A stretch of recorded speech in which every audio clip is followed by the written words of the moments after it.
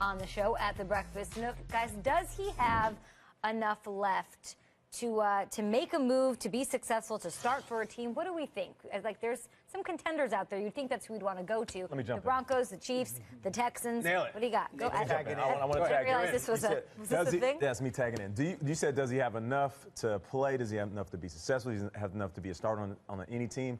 Yes, 100%. I think the question that most teams will ask, especially the medical staff, is does his body have enough left in the tank for him to stay healthy? And I guess time will tell. We don't know.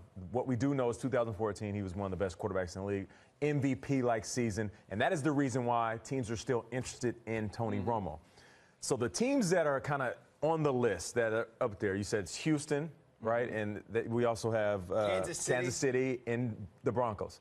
The crazy thing about this, because as I'm thinking about it and as you're teeing up this topic, I'm thinking to myself, there's other teams that need quarterbacks, and why aren't they on this list? And if you're not on this list, you're not actively pursuing a guy like Romo, do you really want to win that bad? Because these teams that are on the list, seems like they want to win now. Can I tag in? You got to hit the buzzer. I feel like they want to win now, though, Peter. There's a lot more at stake than just what team wants him. Of course, all those teams want him. The fact of the matter is, Jerry Jones and Tony Romo are very tight. All right, this is almost like a father-son relationship. They've been through a lot.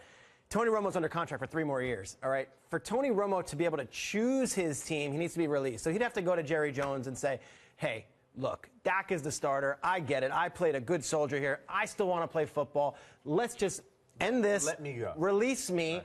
We have a nice, clean thing. And in exchange, I get to choose where I go, meaning I don't need to play for a San Francisco. I don't need to play for a Jets. I can choose to go to one of those 3-seaters. Now, if there was a trade, and that's still a possibility, even if there was a trade, you would think that Jerry Jones, out of good faith, would not trade him to a Cleveland, would not trade him to a San Francisco, would not trade him to a rebuilding thing. So those 3 teams, Houston, Denver, Kansas City, they're all in a different conference. You're not going to play me in the playoffs. It's not going to be McNabb, Redskins versus Eagles, and make it weird. Different conference, and more importantly, on the cusp. Now, if you want to go through those 3 teams and whether it's an upgrade to have a guy who hasn't played in 2 years because of his back, or Alex Smith, well, that's a whole other conversation. But from just the Romo perspective and the Cowboys perspective, get him out of the conference, right, and give him to a contender so he has a shot. But to do that, I don't know if a trade's going to make sense. I think it's going to have to be a clean, cut him and let him walk. Why would he want it? Why would the Cowboys, because everything I'm reading, including what you're saying, is that they're most likely to cut him.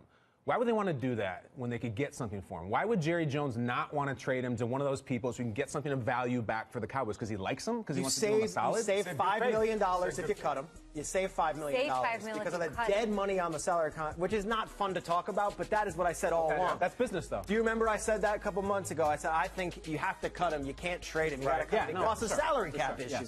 So you save the money, and it's a clean split. Remember, the Colts cut Peyton Manning, arguably the greatest quarterback of all time, and he went on to break the single-season touchdown record a couple years later. You have to cut these guys to make sure the split is civil, because if you don't, you get this Brett Favre situation where there's lingering hostility. He ends up going to the Vikings, playing the Packers. It's weird. You have to cut him, and it has to be on his terms also. I played 5 games in 2 years. That's brutal. I get the Broncos. He had 1 drive last year. Yeah, 1 drive. That drive was great. Nate, you have kept it real more than anybody else on his back injury, on father time sort of pecking away at the door. For sure. That's been you. That's been me. But he came out. He had that 1 drive. He threw a touchdown. I believe. Right down the field. It was like nothing. It reminded me of 2014. Now, can he do it? I don't know. Time will tell. I don't know how his body feels. Only he knows. So I'm past that. I'm past saying, Tony, you need to retire so you can play with your kids. I'm past that. If he wants to play, let the man play. And I actually saw him in Houston during the Super Bowl. We were leaving one of the parties, and I dapped him up. He said, hey, I love what you're doing. I watched the show. And I said, as a man, I want you to retire, but as a player, I want you to keep playing. Go out there and play. And he nodded, kind of like, yeah, I'm going to go out there and play. So I expect him to play. Now, I get the Broncos, because the Broncos did it with Peyton Manning. You bring in a guy who everybody thinks is injured, you go right up to the sunset, you win a Super Bowl. The Chiefs, I'm not so hot about because I still like Alex Smith. I mean, people are indifferent about him, feel like he's a winner. Winner needs to stay.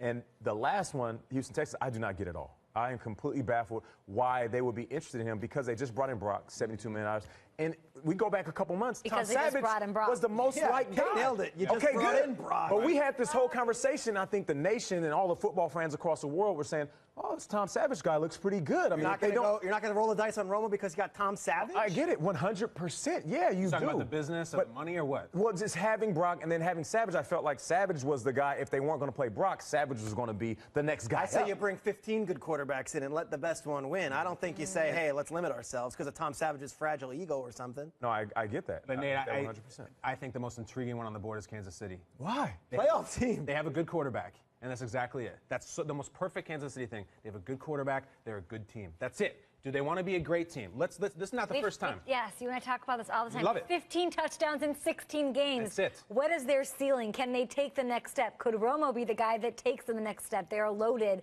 They could do it. Let's learn from history. That's the last time that Alex Smith lost his position. What happened? They went to the Super Bowl, all right? Andy Reid it doesn't mess around. He is late in the game now. Who knows how long he's going to coach? He wants the Super Bowl bad. Kansas City, it's